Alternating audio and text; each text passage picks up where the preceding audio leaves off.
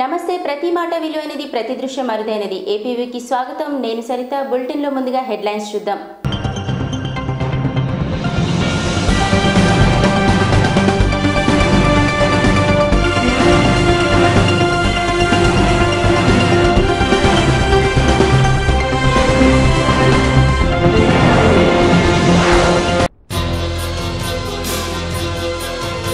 మహిళలపై ఆగని దాడులు.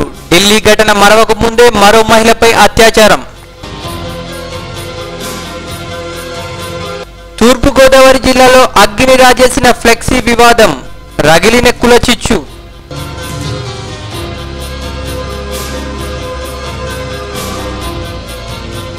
ఆర్టీఐ కార్యకర్తలపై దాడులు.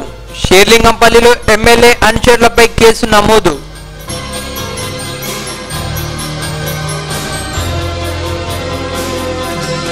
అవుట్ స్క్రీన్ పైకి రానున్న గాయని. శాఖ మారుతానంటున్న శ్వేతా పండిత్.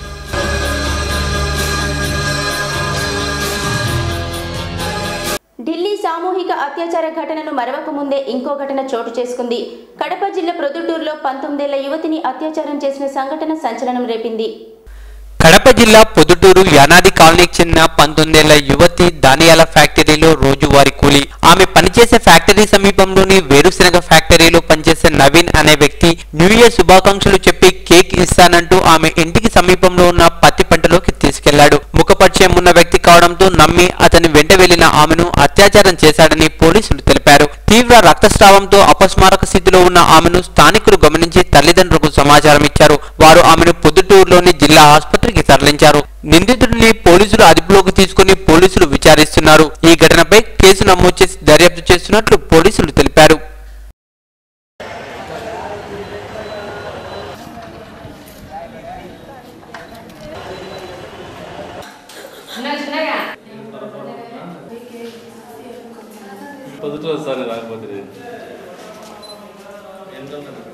మా భార్య పిల్లలు అందరూ చూసినారు. ఆ పాప అక్కడి నుంచి పరిగెత్తుకుంటూ వచ్చి హఠాత్తుగా వచ్చేసి శనిగిశలో పడిపోయింది. ఈరోజు మన ప్రొద్దుటూరు రోడ్డు పోలీస్ స్టేషన్ పరిధిలో ఒడ్డుపడే అనాథకల్లో ఒక మహిళకు అత్యాచారం గురైంది. ఈ సందర్భంగా ఆమె ఈరోజు జనవరి 1 ఇంటి దగ్గర ఉంటే మిల్లులో చెనక్కాయల మిల్లులో పనిచేసే గుమ్మస్తాకు పనిచేసే వ్యక్తి తెలిసి పరిచయం కొద్దీ ఇంతకుముందు ఏదో వస్తా అమ్మాయి మిల్లుకి వస్తా పోతుంది కాబట్టి తెలుసు. ఆ అబ్బాయి ఈరోజు వాళ్ళ ఇంటి దగ్గరికి వెళ్ళి అమ్మాయి చెల్లెలు ఇద్దరు ఊర్లోనే ఇంటి దగ్గర వేరే తాత దగ్గరికి కూర్చొని ఊరు బయట వస్తామంటే వీళ్ళు పోయి మోటార్ సైకిల్ అబ్బాయి పోయి అక్కడ పెట్టి అమ్మాయిని పక్క తీసుకెళ్ళి 10 చీరలో అత్యాచారం జరిగిందని చెప్పి అయింది.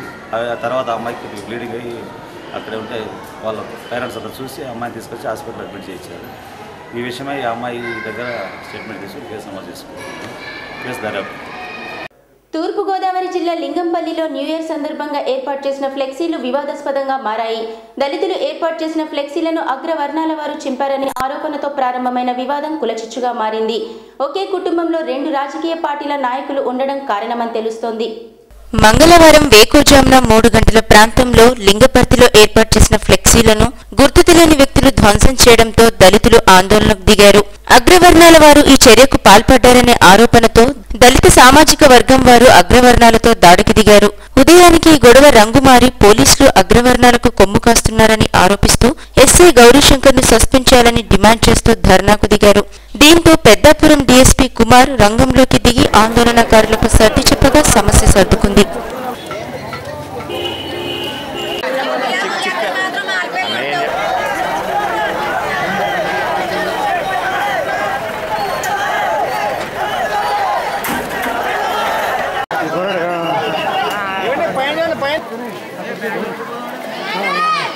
నా హృదయపూర్వక నమస్కారాలు.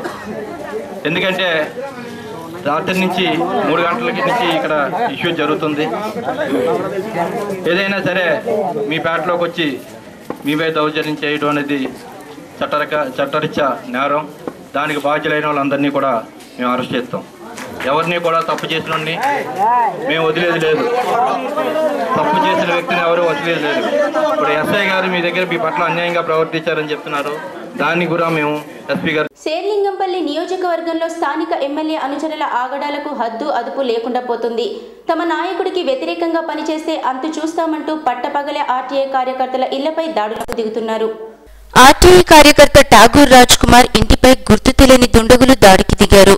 ఎమ్మెల్యే భిక్షపతి యాదవ్ పై లోకయుక్తలో కేసు నమోదు చేసినందుకే ఎమ్మెల్యే అనుచరులు దాడికి దిగినట్టుగా పోలీసులు అనుమానిస్తున్నారు. తమకు ప్రాణహాని ఉన్నట్టుగా ఠాగూర్ భార్య పోలీసులకు ఫిర్యాదు చేయగా పోలీసులు కేసు నమోదు చేసి దర్యాప్తు చేపడుతున్నారు. శేర్లింగంపల్లి సర్కిల్ పరిధిలోని BHL MIG కాలనీలో పలు అవకతవకలపై సొసైటీ డైరెక్టర్ ఇంద్రాని లోకయుక్తలో ఫిర్యాదు చేసింది. MLA Bhikshapathi Yadav, GHMC west zone zonal commissioner Aleem Basha, Serilingampally circle ఉప కమిషనర్ సురేష్ రావుపై లోకయుక్త కేసు నమోదు చేసి విచారణ చేపట్టింది. ఈ వ్యవహారంపై మంగళవారం BHL MIG సొసైటీ కార్యాలయం వద్ద సమావేశం నిర్వహించారు. అనంతరం మాజీ కౌన్సిలర్ జి మోహన్ గౌడ్, ఆయన అనుచరులు, సొసైటీ అధ్యక్షుడు వెంకటేశ్వరరావు, డైరెక్టర్లు, సభ్యులు దాదాపు 50 మంది ర్యాలీగా రాజ్ కుమార్ ఇంటిపైకి వెళ్లారు. ఆయన అంతు చూస్తామంటూ కొంతమంది బెదిరించే ప్రయత్నం చేశారు. ఆయన భార్య పరోల్, ఆర్టీఐ కార్యకర్త ఉమా, కరుణతో పాటు సామూహికంగా వాగ్యుద్ధానికి దిగారు. దురుసుగా ప్రవర్తించారు. చందానగర్ పోలీసులు వచ్చి ఆందోళనకారులను వెళ్లగొట్టారు. అభివృద్ధిని అడ్డుకుంటున్నారని, ఎమ్మెల్యేను బదనాం చేస్తున్నారంటూ మాజీ కౌన్సిలర్ మోహన్ గౌడ్ రాజ్ కుమార్ సింగ్ పై తీవ్ర స్థాయిలో ఆగ్రహం వ్యక్తం చేశారు. రాజకీయంగా దెబ్బతీయాలని చూస్తున్నారని ఆరోపించారు.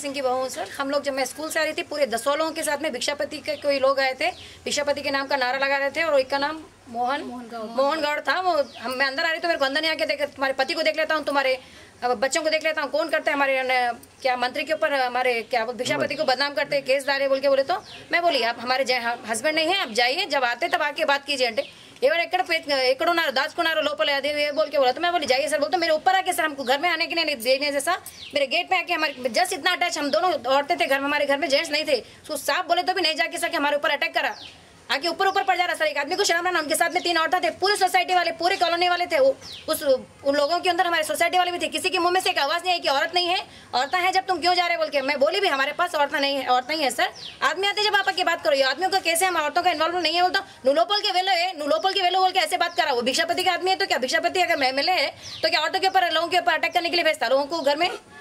తిరుమల శ్రీవారి ఆలయంలో నూతన ఆంగ్ల సంవత్సరాది వేడుకలు ఘనంగా జరిగాయి. వేకువజామున తిరుపావై పాసురాలతో స్వామివారికి మేల్కొల్పు చేశారు. అనంతరం 3:30 గంటలకు VIP బ్రేక్ దర్శనాన్ని అనుమతించారు. స్వామివారి సేవలో ఎంపీ రాయపాటి సాంబశివరావు, ఎమ్మెల్యేలు, న్యాయమూర్తులు పాల్గొన్నారు. ఉదయం 7 గంటలకు సర్వదర్శనాన్ని ప్రారంభించారు. టీటీడీ అధికారులు ఊహించినంత స్థాయిలో భక్తుల రద్దీ తిరుమలలో కనిపించలేదు. 300 రూపాయల ప్రత్యేక ప్రవేశ దర్శనాన్ని పూర్తిగా రద్దు చేశారు. దీని ప్రభావం కూడా రద్దీపై పడింది. స్వామివారి సర్వదర్శనానికి 25 కంపార్ట్మెంట్లలో భక్తులు వేచి ఉన్నారు. స్వామివారి దర్శనానికి 12 గంటల సమయం పట్టే అవకాశం ఉంది. దివ్య దర్శనానికి 2 గంటల సమయం పడుతుంది. ఆశించినంత స్థాయిలో భక్తుల రద్దీ ఉండే సూచనలు కనిపించడం లేదు. శ్రీవారి ఆలయాన్ని నూతన సంవత్సరం సందర్భంగా సర్వాంగ సుందరంగా అలంకరించారు. మహాద్వారం, ధ్వజస్తంభాలను వివిధ రకాల పుష్పాలతో అలంకరించారు. ఆలయం ముందు స్వామివారి బ్యానర్లు భక్తులను ఆకర్షిస్తున్నాయి. టీటీడీ అధికారులు ఊహించినంత స్థాయిలో భక్తుల రద్దీ కనిపించడం లేదు. శ్రీవారి ఆలయంలో లఘు దర్శనం అమలవుతుంది. వీఐపీలకు కూడా మహా లఘు దర్శనాన్ని కల్పించారు.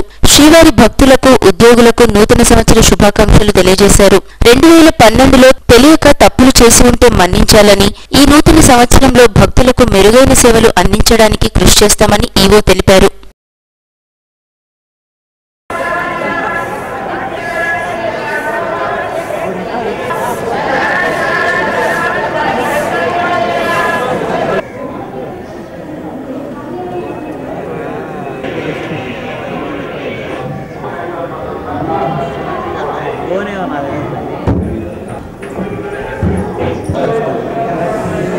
కొంచెం ఎన్నికరానా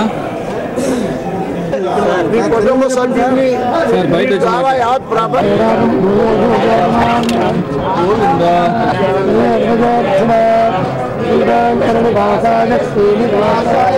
విధానంలో ఎక్కడైనా లోపాలు దొరికినప్పుడు వాటన్నిటికీ క్షమించమని స్వామివారిని వేడుకుంటూ ఈ సంవత్సర కాలంలో అదృష్టం ఉన్నంత వరకు కూడా ఉద్యోగస్తులందరం కలిసి సమిష్టిగా స్వామివారి భక్తుల్ని సేవించుకుంటూ అందరికీ సులభ దర్శనం అవడానికి మనందరం కూడా ప్రాకులాడదామని నా తోటి ఉద్యోగస్తులందరికీ.